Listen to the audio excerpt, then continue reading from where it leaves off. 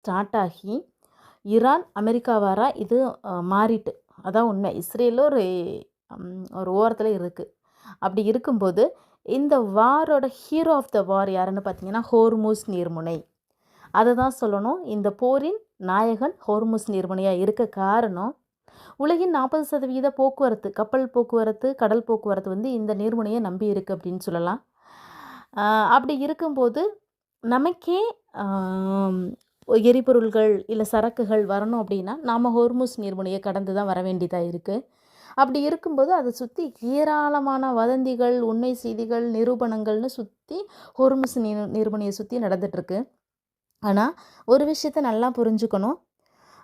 சொன்னாங்க நம்ம ராஜதந்திரம் ஜெயிச்சது, நம்மளோட விஞ்ஞானிகளின் சாதுரியம் ஜெயிச்சது, நம்மளோட அந்த கப்பல் கேப்டன்ஸோட அறிவு ஜெயிச்சது அப்படின்னா நான் ஒத்துக்கிறேன். எல்லாருக்குமே அறிவு இருக்குது, எல்லாமே இருக்குது.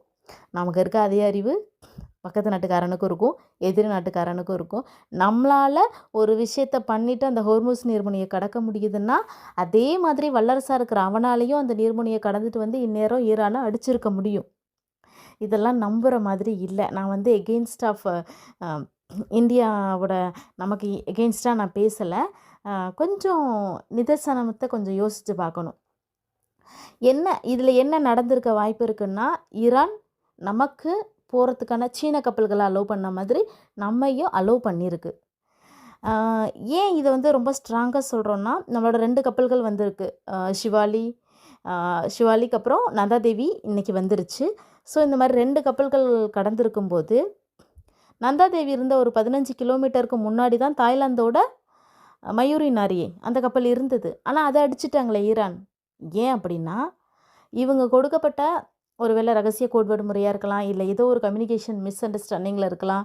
ஏதோ ஒரு காரணமாக இந்தியா கப்பல் அந்த இடத்த க்ராஸ் பண்ணி வந்திருக்கு. அதுக்கு முன்னாடி தான் மயூரி நாரியை அட்டாக் பண்ணியிருக்காங்க. அப்போ அவங்க நம்மளை அட்டாக் பண்ணுறதும் பெரிய விஷயம் கிடையாது. ஆனால் அவங்களுக்கு நம்மளுக்குமான ஏதோ ஒரு மியூச்சுவல் அண்டர்ஸ்டாண்டிங்கில் தான் இது நடந்திருக்கு. ஸோ நமக்கு இப்போ வரைக்கும் அந்த ஹோர்முஸ் நீர்முனையை கடக்கிறதுக்கு எந்த ஒரு பாதிப்பும் இல்லைன்னு தான் என் சைட்லேருந்து நான் நினைக்கிறேன். 38 கப்பல்கள் அந்த பக்கம் இருக்குது நம்மளோட கப்பல்கள் அப்படின்னு சொல்கிறாங்க. அதே வேளையில் சொன்னாங்க நம்மளோட ஐஎன்எஸ் விக்ராந்த் வந்து அதிரடி என்ட்ரி கொடுத்து போய் பாதுகாப்பாக நிற்கிது. அதெல்லாம் வந்து ஒரு மாயை கிரியேட் பண்ண நம்மளை ஏதோ ஆபத்தில் இருக்கும் அப்படிங்கிற மாதிரி அதெல்லாம் இல்லை. ஈரான் கண்டிப்பாக நம்மளை அட்டாக் பண்ணலை. அவங்களோட தகவல் அந்த